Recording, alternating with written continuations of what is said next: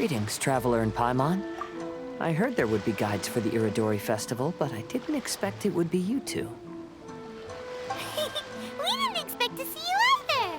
Returning as a guest for the Iridori Festival, no doubt.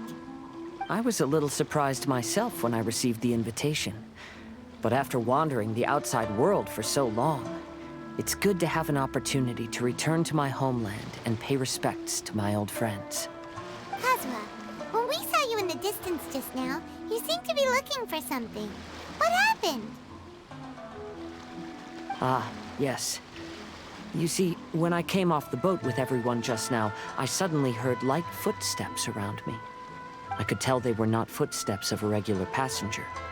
But by the time I turned around, the person had already disappeared. I only heard a splash come from below the pier. Even though I didn't manage to catch a glimpse of them, I found this strange piece of paper by my feet. Oh, does the paper happen to have a poem written on it? Huh. How did you know?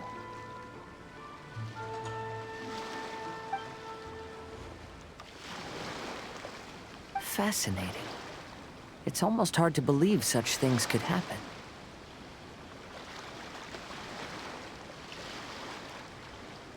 Sure, here it is. Please, have a look.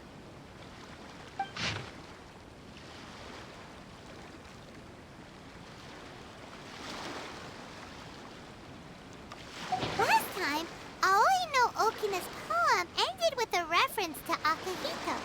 And sure enough, this is a story about him.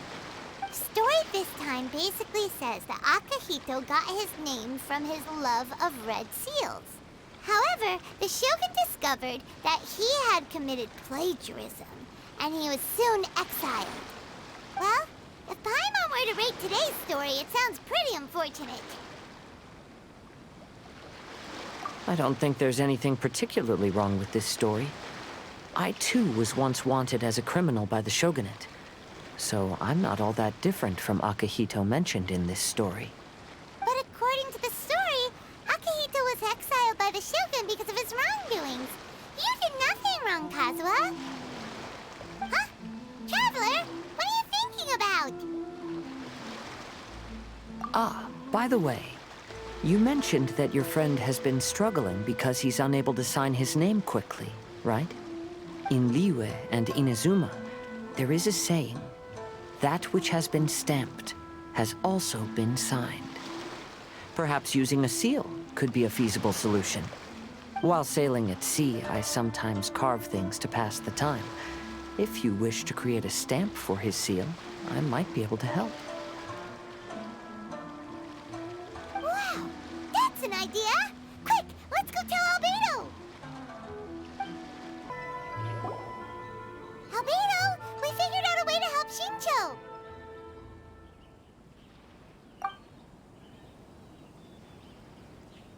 Interesting. A story of the 5 Kasen appears again, and with a timely solution. A stamped seal, huh? Let me think. Indeed, it is an efficient solution. If we use a stamp, then Xingqiu won't have to struggle with his handwriting anymore. However, since Xingqiu's signature has been previously revealed to the readers, it would seem insincere if he only used the stamped seal for his new books. But I have another idea. Using a seal is a part of it, of course. Let's go to Ouya restaurant now to discuss my idea with everyone. Yes, that's it, Genyu. Your writing has greatly improved today, which means yesterday's intensive training was effective. My apologies, but I simply can't do it anymore. My hands are so sore that I can't even move them anymore. I should have known better than to read novels during calligraphy class. You just had a 10-minute break. Come on, you can do this. When it comes to pushing a deadline, there's no one more brutal than Mr. Hirayama. No wonder Lady Yai would always send the editorial director to handle troublesome authors. Whoa, this is getting scary. It hasn't even been that long and Shincho's already zombified.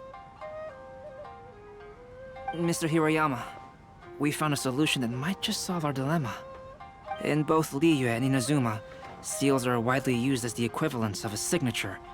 If we use a stamp to leave the author's seal on the books, then we could make the signature process a lot easier. Of course, a seal on its own is not enough. So, I propose that each signature consists of two parts. First, we'll use a personalized seal. We can simply carve one using Chenyu's signature as the design. In addition, I'll also design a simple but elegant pattern that's easy for Chenyu to write. That way, he will only need to draw a simple pattern on each book. Let me think. All right, I think that would work. Not only does it still involve the author's own handwriting, but the result should be very beautiful as well. So, what you mean to say is, I've been saved from this predicament? Mr. Hirayama, it suddenly occurred to me that the reason we gave up on live book signings previously was because it would take too long for the author to sign each book. But if we adopted Calx's proposed method, we might have enough time to do signatures at the live event. And if all the authors signed their books in the same fashion, then Genyu's signature wouldn't look out of place. If you think it's feasible, I would certainly be happy to design signatures for the other authors as well. Yes, and you may leave carving the stamps to me. In that case, I shall contact the other two authors participating in the new release event. It is a great honor to use a signature designed by Calx. My pen name is quite complicated and isn't suitable for signing events. However, if we implement this new format, then it'll be a dream come true for me as well. Great! Looks like everyone's on board with the idea. I'm sorry to have kept you busy for so long, Genyu. Please, take the next few days to have a good rest. We'll handle everything from here. The books that Genyu already signed can be used as special prizes in future events held by the Eye Publishing House. We did it! The event is saved! Thanks to everyone's efforts, Onodera and I are finally free of that mess. That's right! You're finally free, Xingqiu! Maybe you should step outside for some fresh air.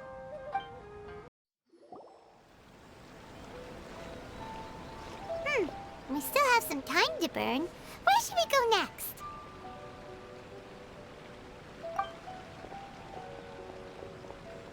Traveler, there you are. Oh, it's Ayaka! And Venti! That's an interesting combo. I was just going to the festival venue to prepare the Ikebana lesson when I found a strange piece of paper on a flower stand. This bard just happened to be close by at the time. He informed me that you've also found similar papers recently. As such, we came together to find you two. But the paper she found isn't quite the same as the ones we found before. Here's the paper. Please, have a look.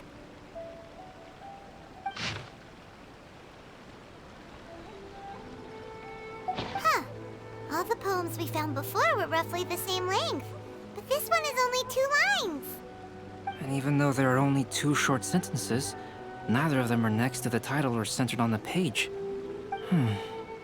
The position of the writing seems to indicate that there is other content written on this paper besides these 2 lines. If we take the poem literally, it reads, "Dip this paper in water and see the truth naturally appear." Speaking of which, I have an ancient text at home, specializing in ancient and exotic stories.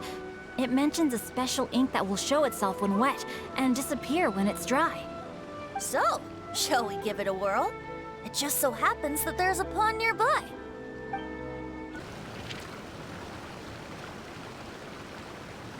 Wow, look! It's really working! More words have appeared on the paper! Let Paimon see what it says.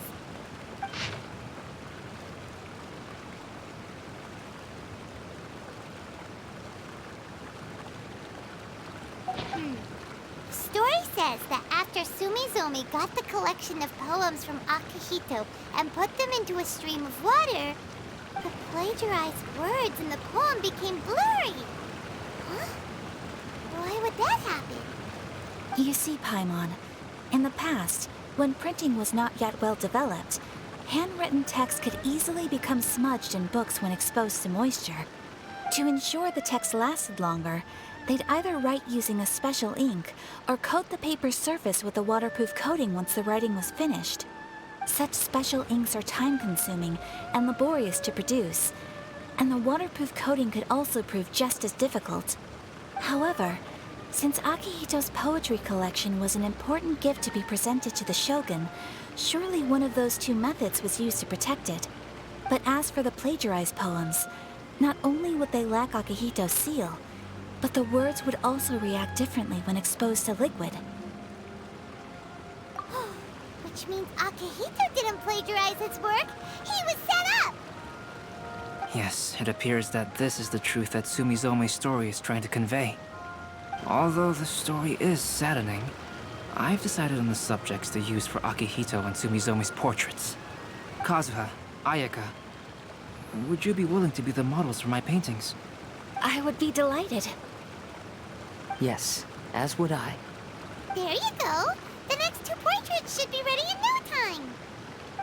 Yes. And now that all 4 stories have all been collected, the story of the 5 Kasen is now fully completed.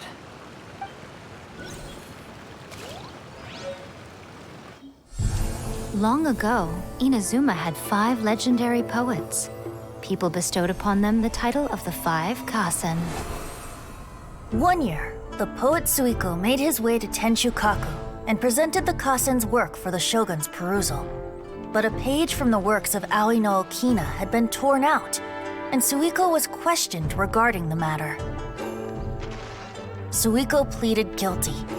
He admitted to drinking at the tavern the night before, and vaguely recalled a mysterious figure approaching while he was intoxicated.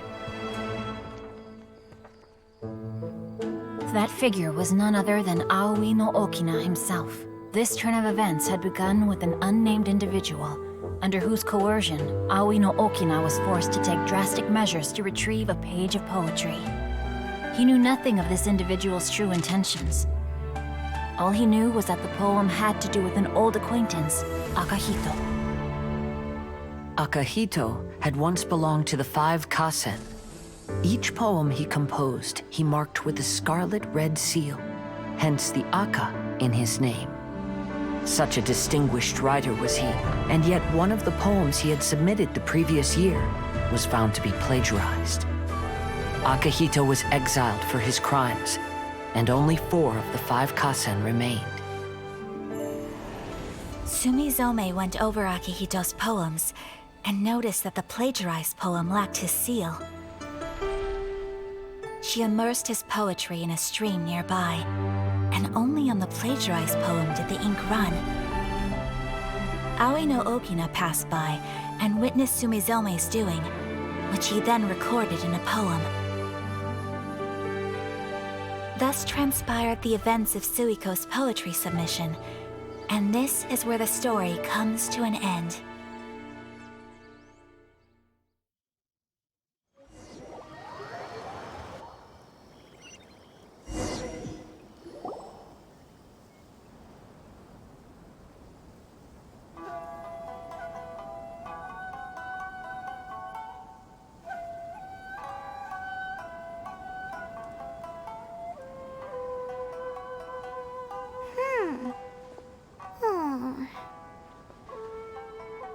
Yeah.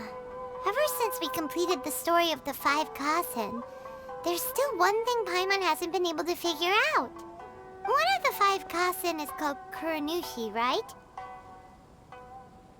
It's just that, how could the story of the 5 Kasen finish without him appearing at all?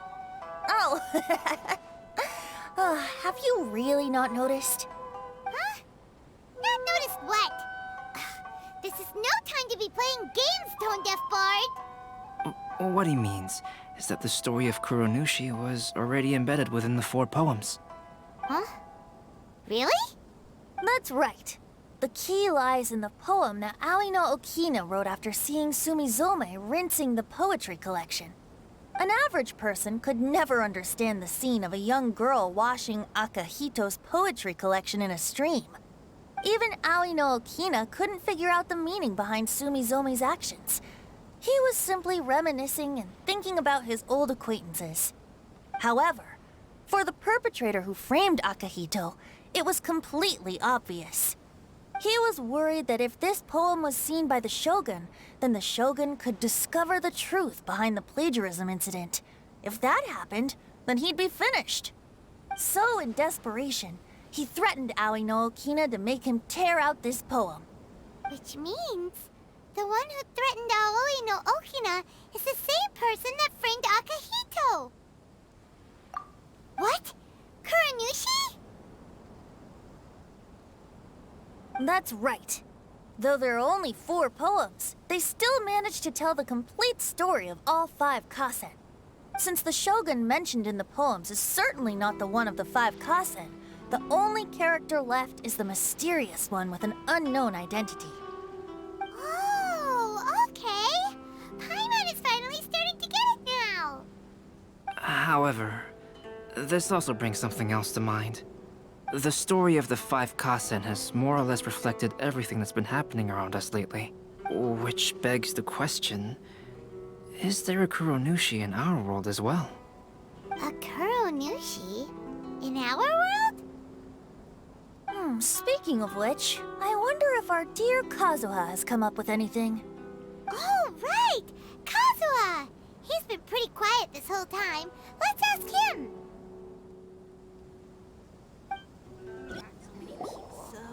Hey, Kazuha! Are you okay? You've been standing in front of this blank canvas for a while, and you don't look so good. Apologies for making a wild assumption, but has the story of the 5 kasen reminded you of anything? Yes. A few things did come to mind, actually. However, they were nothing more than some past incidents regarding my family. I don't mind sharing the stories, but I'd prefer not to bring you any more trouble. Hey, we're all friends here, Kazuha. You can always tell us whatever's on your mind. Kaidehara, please forgive my assumption, but perhaps you were thinking of the Raiden Gokuden? The Raiden Gokuden? What's that? It appears that Miss Kamisato and I were thinking of the same thing. But it also has much to do with the Yashiro Commission. It would be improper to speak of it here without the consent of Miss Kamisato. It's fine. Those of us here are all trustworthy, so there isn't any harm in it.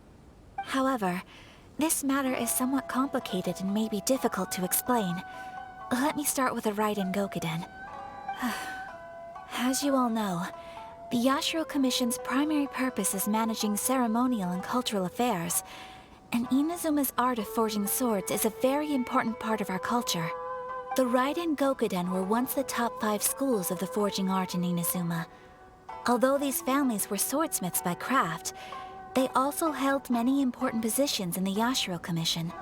Unfortunately, of the 5, only the Amenoma art still maintains its artisan lineage. The descendants of the Ishin art are also still alive, but the craft has been lost to time. The descendants of the Ishin art are none other than the Kaidehara family. Whoa! We knew Kazuha came from a noble family, but we had no idea about his connection to the Yashiro Commission and sword making. Yes, but that's all part of the past now. The Ishin art was lost with my great-grandfather's generation. My grandfather was dissatisfied with my great-grandfather's lack of effort. When he was young, my grandfather traveled all over Tevat to find a way to revive the family business. But it was to no avail. And in my generation, our last remaining family property was lost as well. I heard my elder brother mention that the decline of the Raiden Gokuden happened very rapidly. In the span of a few decades, 3 of the families suffered various misfortunes and disappeared completely. Later, there was speculation that all of these misfortunes stemmed from some background machinations, meaning that someone wanted to wipe out the Raiden Gokuden. However, since not every family of the Raiden Gokuden came to ruin, such explanations were treated as nothing more than a conspiracy theory. Indeed. I've also believed such ideas were just theories and rumors. However, I know that a major incident happened to my great-grandfather when he was young.